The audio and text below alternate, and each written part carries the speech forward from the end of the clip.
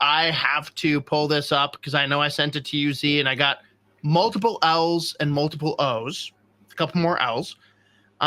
We have to talk about the guy you mentioned earlier. How can anyone get mad at Craig Button? Cute Craig Button. I still stand by the mad thing. The mad part I get. I still stand by that. Here's how. Craig's list. Here, I should get rid of the thing on the bottom here so you can see number 10, even though it's really not a big deal. Here's Craig's top 10 list for this draft, and I'm sure part of it is to stir up controversy. And Z, I think we can say that the first 2 picks here, and I'll read them all down. I might as well do that for the podcast, right? Craig Button's prospect rankings for the 2024 NHL Draft. Number 1, Macklin Celebrini. Number 2, Ivan Demidov. We're checking out so far. That's in line with you. Then we take a spin. Number 3, Konsta Helenius. Number 4, Tij Iginla. Number 5, Zayne Parekh. Number 6, Zeev Buium. Everyone wants him to go to Utah so fucking bad. Ugh. Number 7, Artyom Levshunov. Number 8, Sam Dickinson. Number 9, which is the highest I've seen him in the past month, Cole Eiserman. And number 10, Cayden Lindstrom.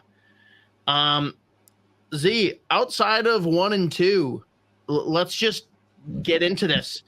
Which of these are you like, you know what? I don't agree, but I can totally see it.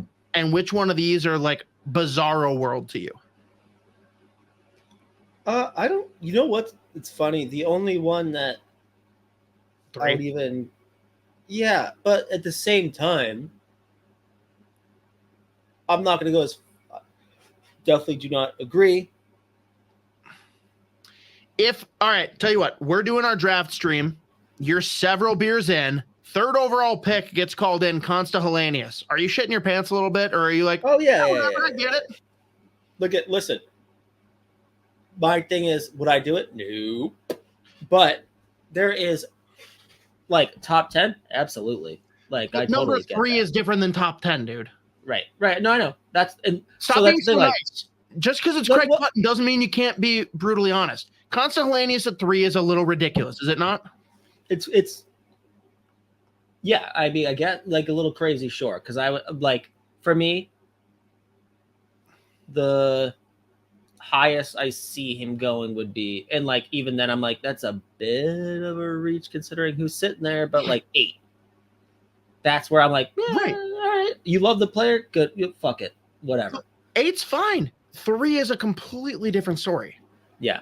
And even like most of these guys are higher than they're gonna go. Like, well, what about Levshunov?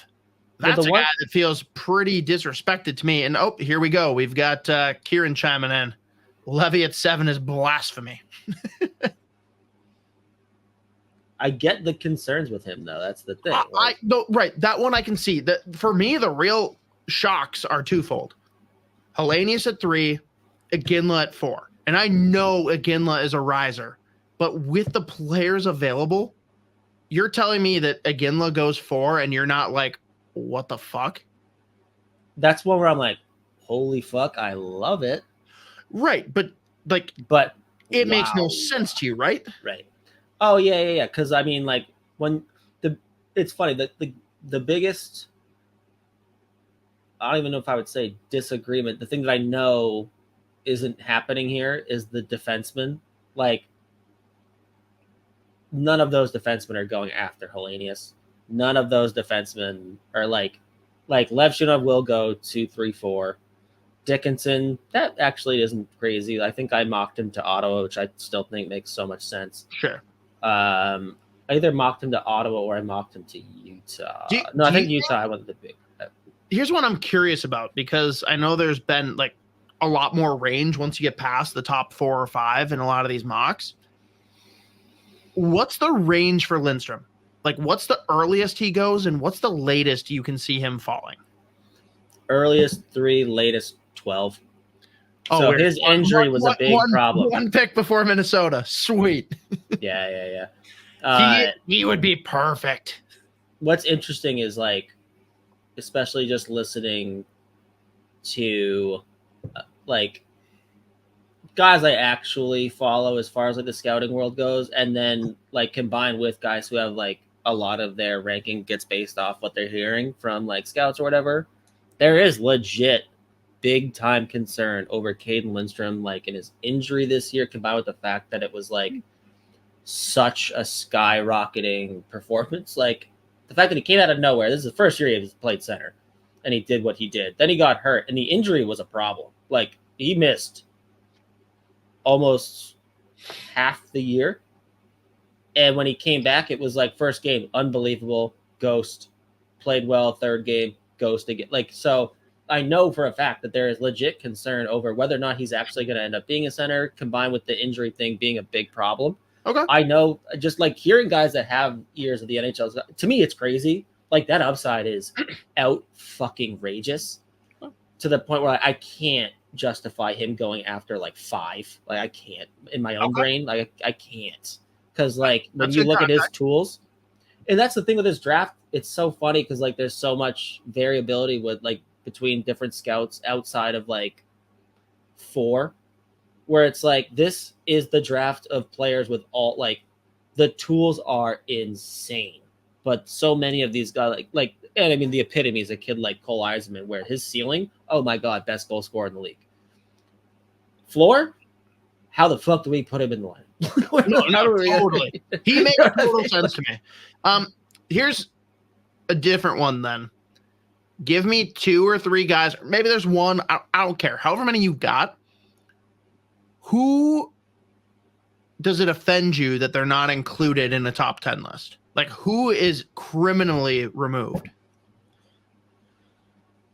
The guy that I always come back to, and at the same time, I still like when I hear some concerns about Berkeley Catton for me. And when we like next week, depending on what position we want to focus on and like focus with like Minnesota Wild targets, like I kind of want to do like realistic range at 13, guys you hope fall to 13, and then players that are like a reach at 13, but like you're betting on the upside there. There is a lot of talk that a kid like I don't think he necessarily would fall to the Wild at 13, but like the amount of disrespect I hear on Berkeley Catton's name is crazy to me, and so much of it is just based on like he needs to be a center and he's 5'10", 5'11". Like, and I'm like, wait, is that really what our like big concern is with this kid? He's been torching the WHL for like 3 years. Dude, he is an elite 2-way forward. Whether or not he could be like a super high ceiling point per game fucking like pivot type player. Like he does everything you want a center or a fucking point producing winger to do. Like whenever I see him outside the top 10, I just don't fucking get it. Because I've never watched him for an extended, like I've never watched a 10-game stretch of Berkeley Catton and thought, yeah, maybe not a top 10 guy. Like forever, he's always been like 3 to 9. Like at 9, I'm always like, am I really about to drop him to 9? I can't do it. So whenever I don't see him in a top 10, it's fucking crazy to me. What's the lowest the lowest house? I don't know how to fucking put it. What's the furthest back in the draft that you've seen him mocked or can like feasibly 14, see 15. Him going? So the Wild could get him. It's in play. I think there are too many teams like we're crazy to let him go. Agreed. I'm just saying like it's possible. Yeah. And like if he's sitting there and you're Minnesota, you're like, holy shit. Like that's the guy, that's the player that we've been targeting for so long. The thing is, like, all the signs. It's like, I don't give a fuck. Are you kidding me? Like, he is ungoddamn believable. Like, his floor looks like Who's the Demidov, where it's like, hey, Who's the Demidov might not give you like 60 plus points, but he's going to be an elite 2-way centerman that wins faceoffs, that can defend, that can kill penalties for you, and chip in offense. He's got some skill that's like you can't sleep on it. But like, yeah, he's not going to be like driving offense. That's Berkeley Catton's like absolute floor, but he fucking drives offense. He was Spokane's top 6. Like he has been that guy. He's been their captain for fucking 2 years. Like he is legit. So for me, like whenever I don't see him in the top 10, I don't get it. Like I never understand it. Same time, I do like whenever usually it's just because of these defensemen that have all the tools in the world. And we know that teams love taking a defenseman with legit upside, both offensively and defensively. So that's what I'm like. I mean, I guess so. But at the same time, like, really? Like, Berkeley Ketten's been in all of our top fives for 2024 for the past 2 or 3 years. Yeah. So that's the guy for me. Every time I see him outside the top 10, I'm like, man, that's fucking crazy to me. Like, you're really, like, going with size. Is there anyone else that, like, maybe not as blasphemous as Catton, but do you, like, look and go, like, man, this is a guy that I've got pretty firmly planted in my top 10? Not real. I don't think so, to be honest. Like, I think, because, like, really, again, like, and this is what I just said, like, after 4, 5, 6, there's like 10 guys that if you throw over the top 10, I'm like, all right, I get it. Which is kind of why I actually enjoyed this draft class more than I did last year. Like, last year was absurd, but this year there's just so many players that, like, all throughout the first round you're looking at and you're sitting there like, this, I could easily see him being a legit top 6 guy. I could easily see him being a top 4 D-man.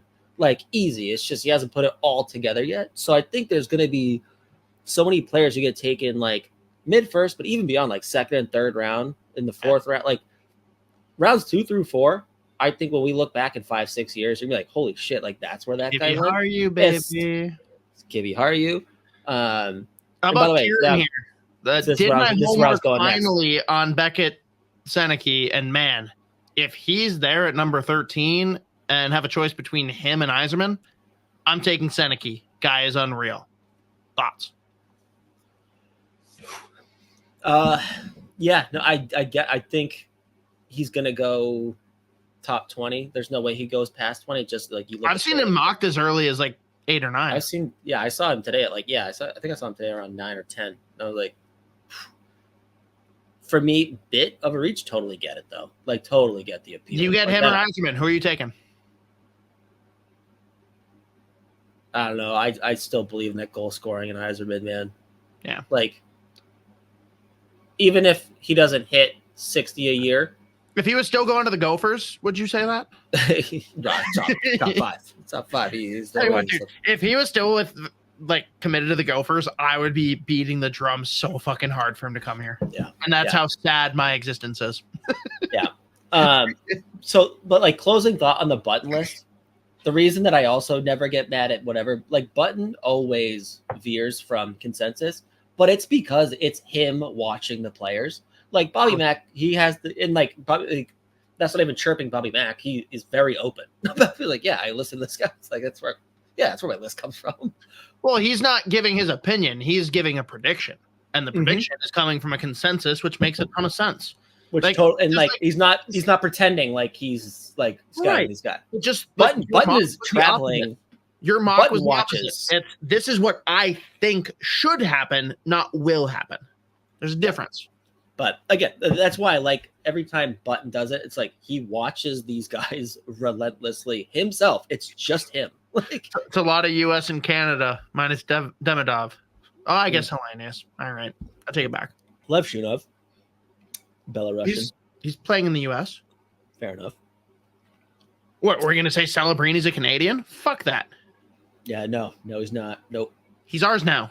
He's ours. He lives here. So, what do you want? He chose to leave that shithole for America. Yeah. Yeah. I like, again, just with the Button, I am so fascinated by where Helenius is going to end up going. Like, if he's sitting there, big range of outcomes. If he's sitting there for Minnesota, do you want Helenius or Eiserman? It's gonna be my question every time. Give me Helenius, dude. Helenius or number 1 draft son? That's Felix Undersorum, who has already been drafted. This year.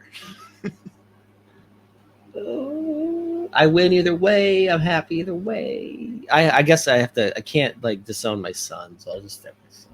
Like, I'm like, for anyone that's never listened before, which I don't know how you'd randomly happen across this episode, but that means in the middle of the Eastern Conference final. I love that kid. That's one where I'm like, you take him over Helenius. I'm like, you better, son, listen, we're going to the driveway. You're gonna be. It's like what's it? Kicking and screaming. I'm instead of a soccer ball, I'm putting in the crib. I'm giving a hockey puck. You better be good at this. Finches, Phil. Finches. No, really. Way to go, Bing Bong. No, I was gonna say. Next thing you know, he's got the fucking solo cup. Just that movie is so fucking good. Only Will Ferrell can make a PG movie enjoyable. I'm not gonna lie. They threw it on for the bus ride. We had a coach bus for one of our hockey trips, and I think I don't know if I was a sophomore or a junior, but they threw that in, and I'm like, you fucking losers. Why are we watching this? And I was fucking hooked. Not only the PG thing, only Will Ferrell could make a movie with that much Mike Ditka in it. Incredible. Like, usually Ditko's actually pretty good in it, though. That's what I mean. Not because of Will Ferrell, though. Like, I thought he did an okay job. He did, but usually it's like he's that guy in the movie where it's like just the scenes where it's like him fucking with this lawn. But he's in it that much, going back and forth with Will Ferrell, it's so fucking good. Okay, the dynamic is fucking incredible. Let's be real. John C. Reilly doesn't exist without Will Ferrell.